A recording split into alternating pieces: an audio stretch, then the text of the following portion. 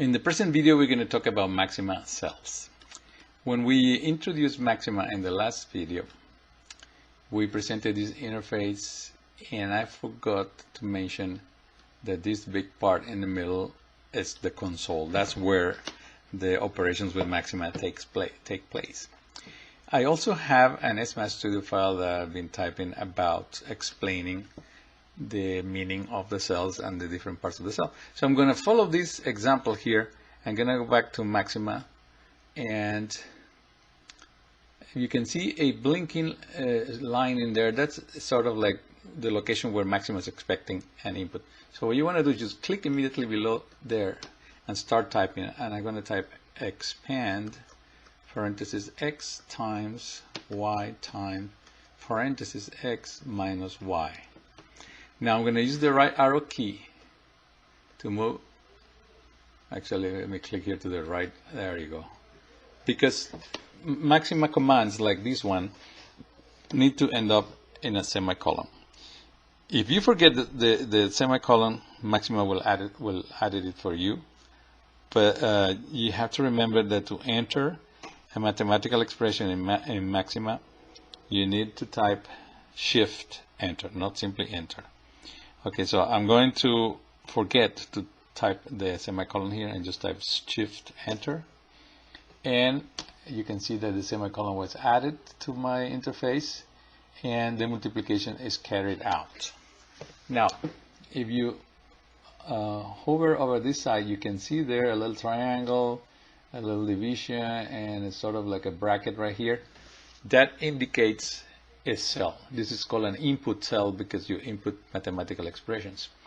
And one thing you want to notice is that the input cell has this label here that says percentage I1. That means percentage input number 1.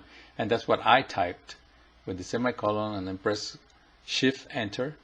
And then it responds with this label that is called percentage O1. That's output 1. And the output is the result of that operation. And so in the SMAS Studio notes that I have here, I distinguish its 5 elements. One is the bracket, the second one is the label for the input. Number 3 is the actual input as a command. Number 4 is the label for the output, and number 5 is the output of the operation. And so if we go back to the maxima interface and look under the cell menu, you're going to see a lot of commands in there. But of interest is here, input cell. That can be done as I show you. Just click on it and it will give you an input cell automatically. You can insert a text cell or a title cell, a section cell, subsection cell, and so on.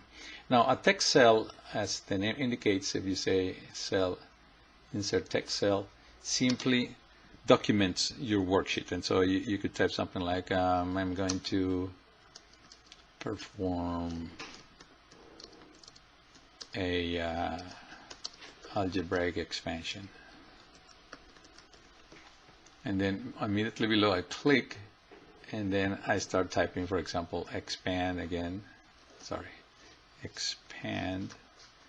going to put parenthesis x minus y, move to the right with an arrow, times, open parenthesis again, x plus y, and then I do shift enter, and then I get my input cell with input labels and then the command that I input and the output, and then I have this cell itself, which is a text cell simply used for documenting. One thing to notice is that as you go typing commands and get an output, the label for those input and output will increase by 1. So you got first input, second input, and so on. You could go back here and repeat this command and do shift enter, and what you see is that the input has become number 3. And so now this is input number 3 because that's the order in which you entered it. And you could try to repeat here, clicking somewhere in the command and do shift enter, and now it become input number 4. Now suppose you want to restart the whole thing again. You can go to maxima, restart maxima, And then you can see the input numbers have disappeared. You only have those arrows, and Maxima is ready to give you new numbering. If you go here and click Shift Enter, now it becomes input number 1 again. If you go here and put Shift Enter, it becomes input number 2 again. Now, in the cell command, you also have insert titles, title cell, section cell. If you're going to do a document with your operations in here, you could start by entering a title cell and say you're going to call this Algebraic Multiplication.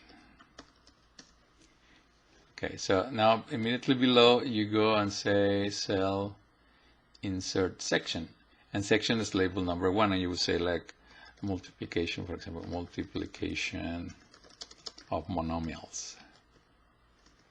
And immediately below you can go and insert, or you can just start typing a command and say expand. No, actually it's not going to work that way. We gotta go and go to cell and say insert input cell, and then there's an input cell, and you're going to say, for example, expand x times y. That's a couple of monomials, and then Shift Enter, and it gives you the result. And then now we're gonna, let's say we do cells insert subsection, and so you can see the section is number 1, subsection is number 1.1. I'm just going to put something here, and then type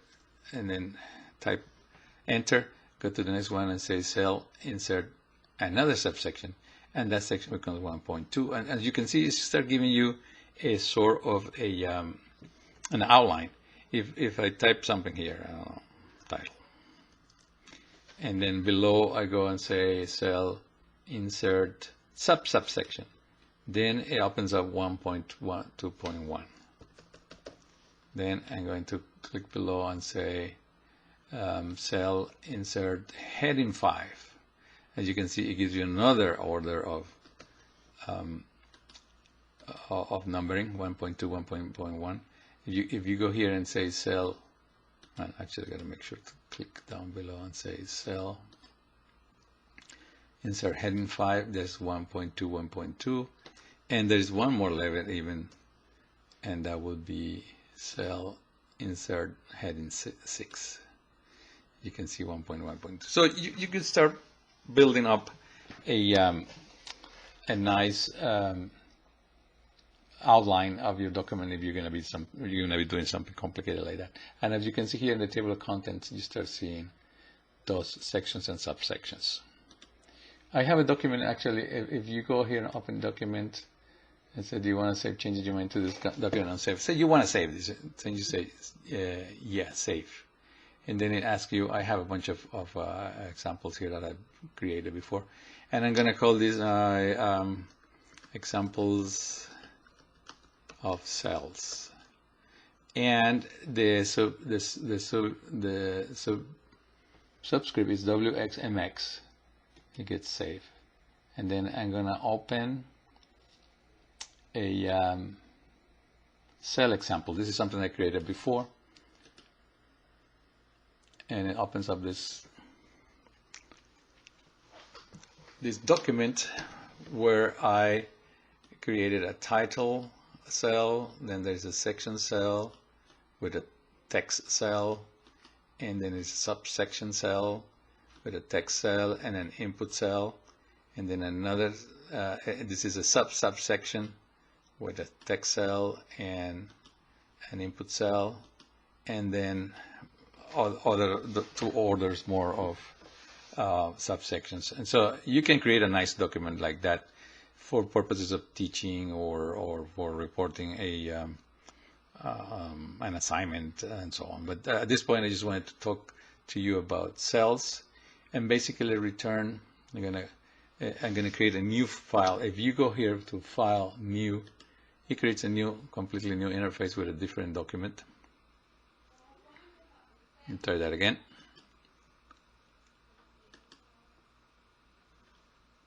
I believe, yeah, actually it's there, it just didn't show up at the top.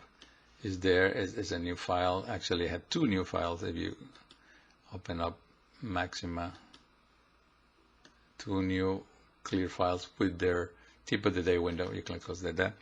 And remember that you want to be doing mathematics in the console. And so with that, I'm going to end up this this video about Maxima cells.